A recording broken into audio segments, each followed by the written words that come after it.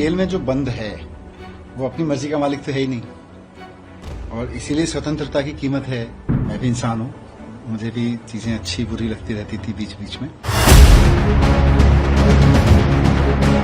ਮੈਨੂੰ ਤੁਸੀਂ ਭਾਰੀ ਗਿਣਤੀ ਦੇ ਵਿੱਚ ਵੋਟਾਂ ਪਾ ਕੇ ਮੇਰੇ ਤੇ ਯਕੀਨ ਕੀਤਾ, ਇਹੀ ਯਕੀਨ ਮੇਰੇ ਤੇ ਕਾਇਮ ਰੱਖਿਓ। ਤਾਂ ਅਸੀਂ ਪੰਜਾਬੀਆਂ ਨਾਲ ਇੱਕ ਵਾਅਦਾ ਕਰ ਰਹੇ ਸੀ ਤੇ ਗਾਰੰਟੀਆਂ ਵੀ ਦੇ ਰਹੇ ਸੀ ਕਿ ਪੰਜਾਬ ਨੂੰ ਗੈਂਗਸਟਰ ਕਲਚਰ ਤੋਂ ਮੁਕਤੀ ਦਿਵਾਵਾਂਗੇ। ਹਰ ਰੋਜ਼ ਜਿਹੜੀਆਂ ਧਮਕੀਆਂ ਆਉਂਦੀਆਂ, ਫਰੌਤੀਆਂ ਦੇ ਫੋਨ ਆਉਂਦੇ ਆ, ਜਿਹੜੇ ਕਿ ਕਈ ਜੇਲ੍ਹਾਂ 'ਚ ਬਹਿ ਕੇ ਵੀ ਆਪਣਾ ਕੰਮ ਚਲਾ ਰਹੇ ਸੀ, ਕਈ ਉਹਨਾਂ ਦੇ ਗੁਰਗੇ ਬਾਹਰ ਵੀ ਨੇ, ਕਈ ਬਾਹਰਲੇ ਮੁਲਕਾਂ 'ਚ ਨੇ। ਤਾਂ ਅਸੀਂ ਉਹਨਾਂ ਵਿਰੁੱਧ ਇੱਕ ਸਖਤ ਮੁਹਿੰਮ ਵਿੱਢੀ ਹੈ। ਅਸੀਂ ਆਉਣ ਸਾਰ ਇੱਕ ਐਂਟੀ ਗੈਂਗਸਟਰ ਟਾਸਕ ਫੋਰਸ ਬਣਾਈ। STF ਪਹਿਲਾਂ ਹੀ ਮੌਜੂਦ ਸੀ, ਪੰਜਾਬ ਪੁਲਿਸ ਪਹਿਲਾਂ ਹੀ ਨਫਰੀ ਸਾਡੇ ਕੋਲ ਬਹੁਤ ਹੈ, ਬੜੀ ਦਲੇਰ ਪੁਲਿਸ ਹੈ। ਅਸੀਂ ਇੱਕ ਵੀ ਗੈਂਗਸਟਰ ਨੂੰ ਬਖਸ਼ਾਂਗੇ ਨਹੀਂ। ਪੰਜਾਬ ਦੇ ਪੌਣੇ 3 ਕਰੋੜ ਤੋਂ ਵੱਧ ਲੋਕਾਂ ਦੀ ਸੁਰੱਖਿਆ ਤੇ ਪੰਜਾਬ ਦੀ ਸ਼ਾਂਤੀ ਤੇ ਭਾਈਚਾਰਾ, ਇਹ ਮੇਰੀ ਜ਼ਿੰਮੇਵਾਰੀ ਹੈ। पार्टी में मेरी भूमिका लार्जली पार्टी के लीडर्स के साथ डिस्कस करके तय होती रही है। लीडर्स तय करते हैं, माननीय मुख्यमंत्री अरविंद केजरीवाल जी तय करते हैं। मुझे लगता है एक पॉलिटिकल लीडर के लिए ये बड़ा सुखद होता है कि वो लोगों के बीच जाए, उसी से उसको एनर्जी मिलती है, उसी से उसको और काम करने की प्रेरणा मिलती है। मुझे नहीं लगता कि लोगों के बीच में जाने के लिए पद चाहिए, लोगों के बीच में जाने के लिए लोगों से प्रेम चाहिए। जेल में जो बंद है वो अपनी मर्जी का मालिक तो है ही नहीं, और इसीलिए स्वतंत्रता की कीमत है। इसीलिए हमने अंग्रेजों से भी लड़ाई लड़ी थी कि देश के लोग अपनी मर्जी से जिएंगे, अपनी मर्जी से काम करेंगे। इसीलिए कॉन्स्टिट्यूशन में लिखा हुआ है कि right to life and liberty, लेकिन वो right to life and liberty को ही कर्टेल करके किसी को जेल में रखा जाता है।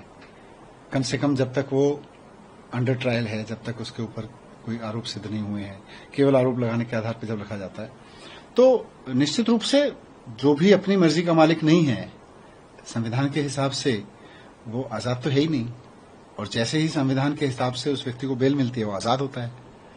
तो इसमें तो कोई दो राय नहीं है कि जेल का जीवन अपनी मर्जी का जीवन तो है ही नहीं। आपका सफर कैसा रहा? जो आपने लगातार बीते दिनों में कभी की काफी किताबें पढ़ी, लेकिन जो आप अपने जिक्र भी किया था अपने स्पीच में कि जब कोर्ट आते जाते थे, पार्टी ऑफिस आप देख रहे हैं कि जिस पार्टी ऑफिस में लगातार आप स्वतंत्रता से घूम रहे हैं, वहाँ पे एक बंद गाड़ी में घूमते हुए जा रहे हैं। नहीं, ये एक फीलिंग होती थी।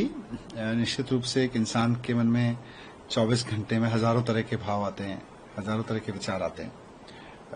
मैं भी इंसान हूँ, मुझे भी चीजें अच्छी बुरी लगती रहती थी बीच बीच में। पर ओवरऑल मैंने जेल में जाके देखा कि वहां लोगों के सामने एकदम वैक्यूम है। वो चाहे 4 दिन के लिए जेल जाए, 1 महीने के लिए जाए, 17 महीने के लिए जाए, उससे फर्क नहीं पड़ता।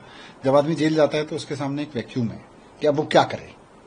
15-16 घंटे उसको एक सेल में बंद रहना है, थोड़ी देर उसको घूमने के लिए मिलना है तो वो भी छोटा सा एक तारा है उसमें घूमेगा। तो वैसे में जेल में क्या करें? तो ऐसे में बहुत सारे लोग टूट जाते हैं, डरते हैं। पर अगर हम उसका सदुपयोग करना शुरू कर दें, अगर हम ये सोचें कि भगवान ने मुझको ये समय दिया है, मेरे पास टाइम नहीं था पढ़ने का, मेरे पास योगा करने का, मेरे पास में मेडिटेशन करने का टाइम नहीं था, मेरे पास चिंतन मनन करने का टाइम नहीं था, भगवान ने समय दिया है, मैं पढ़ूं, मैं चिंतन मनन करूं, मैं ध्यान करूं, तो मुझे लगता है कि वो एक अपॉर्चुनिटी हो जाती है। फिर कष्ट है, जेल में जाना मतलब एक संकट का वो बनता है, परिस्थिति बनती है, लेकिन उसी संकट को एक अच्छी अपॉर्चुनिटी में बदलना कि आपने अब तक जितना पढ़ा उससे ज्यादा आप पढ़ लो, आप जितना मेडिटेशन के लिए, भगवान के स्मरण करने के लिए समय देते थे उससे ज्यादा समय दे दो, तो आप फिर उसको अवसर में बदल देते हैं। जी, अब जेल से आने के बाद आपकी जो भूमिका दिख रही है, लगातार आप सक्रिय हैं, अपने लोगों से मिल रहे हैं, इलाकों में जा रहे हैं, अपनी भूमिका आप कैसे देखते हैं अभी जबकि अरविंद केजरीवाल अभी जेल में? देखिए, पार्टी में मेरी भूमिका लार्जली पार्टी के लीडर्स के साथ डिस्कस करके तय होती रही है। लीडर्स तय करते हैं, माननीय मुख्यमंत्री अरविंद केजरीवाल जी तय करते हैं। तो अभी पार्टी के लीडर्स के साथ डिस्कस करके मेरी एक भूमिका तय हुई है कि मैं गली गली में लोगों के बीच में जाऊं। कार्यकर्ताओं ने मुझे बुलाया है कि आइए हम आपके साथ में लोगों के बीच चलते हैं, हमारे साथ लोगों के बीच चलिए। तो मैं अलग अलग विधानसभा में जाके दिल्ली की जनता के बीच में जाऊंगा, पदयात्राएं करूंगा, लोगों से मिलूंगा। मुझे लगता है एक पॉलिटिकल लीडर के लिए ये बड़ा सुखद होता है कि वो लोगों के बीच जाए, उसी से उसको एनर्जी मिलती है, उसी से उसको और काम करने की प्रेरणा मिलती है। तो मैं लोगों के बीच जाऊंगा, और अब मैं उम्मीद करता हूं कि सीएम साहब भी जल्दी बाहर आ जाएंगे। लेकिन इससे पहले के समय में जब आप जाते रहे लोगों के बीच में, आपके पास एक पद था, दायित्व था, जो अगर काम कराना हो आप खुद आके कर सकते थे, लेकिन अभी आप डिप्टी सीएम नहीं है, तो आने वाले समय में जब तक सीएम नहीं है, क्या आपको लगता है कि फिर से उस पद पे जाना चाहिए? नहीं, काम करने के नहीं, नहीं, देखिए, काम करने के लिए तो सरकार तो काम कर रही है और सरकार अच्छा काम कर रही है।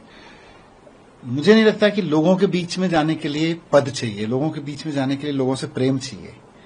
और मैं कह सकता हूं कि पिछले 17 महीने में मेरे हृदय में, मेरे मन में और प्रेम बढ़ा है अपने दिल्ली के लोगों के प्रति, देश के लोगों के प्रति।